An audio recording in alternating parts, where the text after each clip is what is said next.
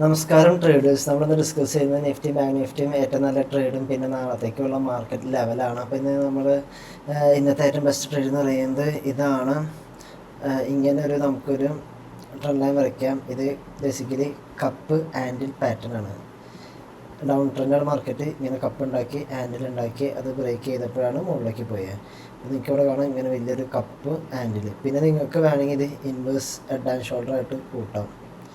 Marketing down ട്രെൻഡിലേക്ക് പോയി inverse head and shoulder. ഇതിപ്പോൾ ഒരു ഷേപ്പില്ലാത്തൊരു ലൈൻ എക്സ്റ്റൻഷൻ ചെയ്ത് കഴിഞ്ഞാൽ ഇങ്ങനെ വലിയൊരു left shoulder head right shoulder.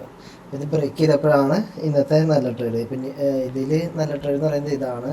ഈ നിഫ്റ്റി ബാങ്ക് നിഫ്റ്റിയിൽ വെച്ച് നോക്കുമ്പോൾ ഏറ്റവും നല്ല ട്രേഡ് എന്ന് പറയുന്നത് സെൻസെക്സിലാണ് ഉണ്ടായത്. അപ്പോൾ നിഫ്റ്റിയിൽ നോക്കുമ്പോൾ നമുക്ക് ഇങ്ങനെ ഒരു ട്രെൻഡ് ലൈൻ വരയ്ക്കാം. പക്ഷെ അത്രയും നല്ല ബെറ്റർ ട്രേഡ് ഞാൻ പറയില്ല, അത്ര നല്ല ട്രേഡല്ല.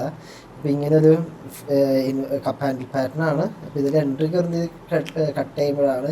പക്ഷേ ഞാൻ അത്ര നല്ല ഗുഡ് ട്രേഡ് എന്ന് പറയില്ല.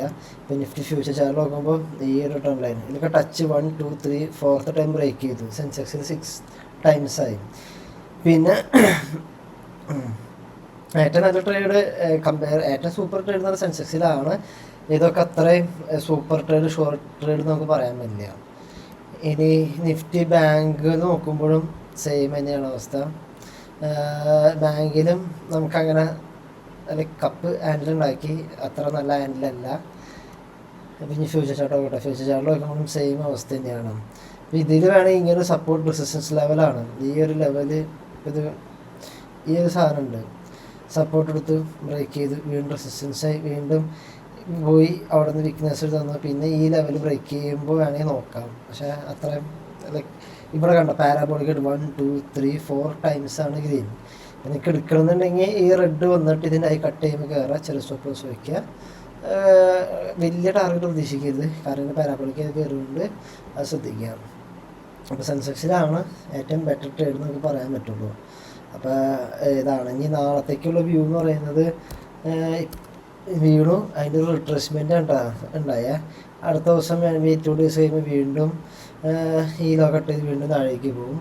ഇപ്പോൾ 15 minutes വെച്ച് നോക്കുമ്പോഴും പ്രത്യേകിച്ച് പ്രൈസ് ആക്ഷൻ വെച്ച് നോക്കുമ്പോൾ പറയാനൊന്നുമില്ല. മേ ബി ഈ ഒരു ലെവൽ നല്ല റെസിസ്റ്റൻസ് ആയിട്ട് ആക്ട് ചെയ്യും. ഈ 2 days മുന്നത്തെ ഈ ഒരു ലോ ഇത് മോഡിഫൈ ചെയ്ത് ഈ ഒരു ലെവലൊക്കെ ആണെങ്കിൽ ഈ ലെവലിൽ നിന്ന് റെസിസ്റ്റൻസ് കിട്ടാൻ ചാൻസ് ഉണ്ട്. മേ ബി ഇപ്പോൾ നാളെ ഫ്ലാറ്റായിട്ട് ഓപ്പൺ ചെയ്ത് തട്ടി വീണ്ടും റിട്രേസ് ചെയ്തിട്ട് വീണ്ടും ബ്രേക്ക് ആവുകയാണെങ്കിൽ ഇവിടുത്തെ മാർക്കറ്റിൻ്റെ മൂവ്മെൻറ്റ് അനുസരിച്ച് ഇത് ബ്രേക്ക് ആവുകയാണെങ്കിൽ മുകളിലേക്ക് നോക്കാം. ഇപ്പം മിഡിലും അങ്ങനെ എടുക്കാത്തതുകൊണ്ട് ഞാനൊന്നും പറയുന്നില്ല. ഇപ്പം നിഫ്റ്റിയിൽ എന്ന് പറയുന്നത് സെയിം തന്നെയാണ്. ആ ഒരു ലെവല് ഈ ഒരു ലെവല് റെസിസ്റ്റൻസ് ആയിട്ട് ആക്ട് ആക്കാനുള്ള ചാൻസ് വളരെ കൂടുതലാണ്. ഇപ്പോൾ നാളെ ഇപ്പോൾ ഗ്യാപ്പ് അപ്പായി ഇവിടെ റെസിസ്റ്റൻസ് ഇട്ട് വീണ്ടും ഇവിടെ തട്ടി വീണ്ടും റെസിസ്റ്റൻസ് ഇട്ട് ഇവിടുത്തെ പ്രൈസ് ആക്ഷൻ നോക്കിയിട്ട് ഇത് ബ്രേക്ക് ആവുകയാണെങ്കിൽ മുകളിലേക്ക് എടുക്കാം. നമുക്കെപ്പോഴും വ്യൂ ഇപ്പോൾ ഗ്യാപ്പ് ഡൗൺ ആയാലും സൈഡ് വേസ് തന്നെ. ഇനി ഈ ലോ കടന്നാലാണ് ഡൗൺ ട്രെൻഡ് നമുക്ക് പറയാൻ പറ്റുള്ളൂ കേട്ടോ. ഇപ്പോൾ ഫ്യൂച്ചർ ചാർട്ട് നോക്കി, ഫ്യൂച്ചർ ചാർട്ട് സ്പോട്ട് നമ്മൾ വ്യത്യാസം ഉണ്ടാകും. ഇപ്പോൾ ഇവിടെ നിന്ന് ഇതായിരുന്നു, ഇനി വീണ്ടും സപ്പോർട്ട് എടുക്കാൻ പോകുന്നത്. മേ ബി സപ്പോർട്ട് എടുത്ത് നാളെ മുകളിലേക്ക് തന്നെ ആയിരിക്കും പോവുക. നമ്മൾ നോക്കേണ്ടത് ഈ ലെവലിൽ നിന്ന് റെസിസ്റ്റൻസ് കിട്ടാൻ ചാൻസ് ഉണ്ട്. അപ്പോൾ അവിടെ നിന്ന് ഷോർട്ട് ചെയ്യാനുള്ള ഓപ്പർച്യൂണിറ്റി നോക്കാം. പിന്നെ അവിടുത്തെ മൂവ്മെൻറ്റ് അനുസരിച്ച് പിന്നെ പ്ലാൻ ചെയ്യുന്നതായിരിക്കും നല്ലത്. ബാങ്ക് നിഫ്റ്റിയിലായാലും പ്രത്യേകിച്ച് പറയാനൊന്നുമില്ല. ഇനി ഡേ ചാർട്ട് ഇട്ട് നോക്കാം നമുക്ക്.